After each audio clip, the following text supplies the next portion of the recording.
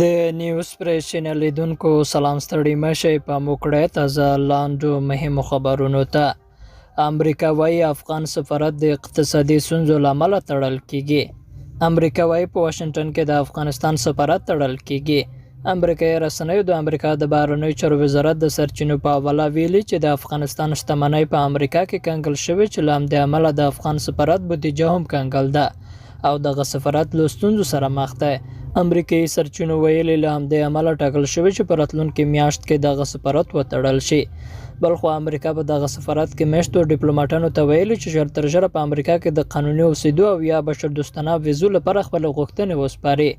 امریکایي لوری باوري دی چې دغه ډیپلوماټانو ته به په افغانستان کې خطرونه جوړ شي، نو ټینګار کوي چې دوی بیرته افغانستان ته نه لیږي. بلخو په دغه سفارت کې له 100 کارکونکو شاوخوا 15 تر دې دمه د ویزو لپاره غوښتنه نه ده کړې. او ټام ویسټ وایي له افغانستان سره د تعامل د دوام ملاتړ یو. امریکا وایي دوی هم له افغانستان سره د نړیوالو د تعامل پر دوام ټینګار کوي.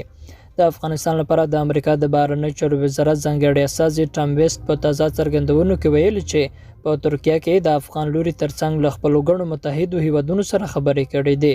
د په وینا د ټولو ټینګار دا دی چې له افغانستان سره باید د نړیوالو تعاملاتو ادامه ولري او په دغه هیواد کې د بشري حقوقو د پالنې او ټولګډون حکومت د جوړولو لپاره هڅې وکړي.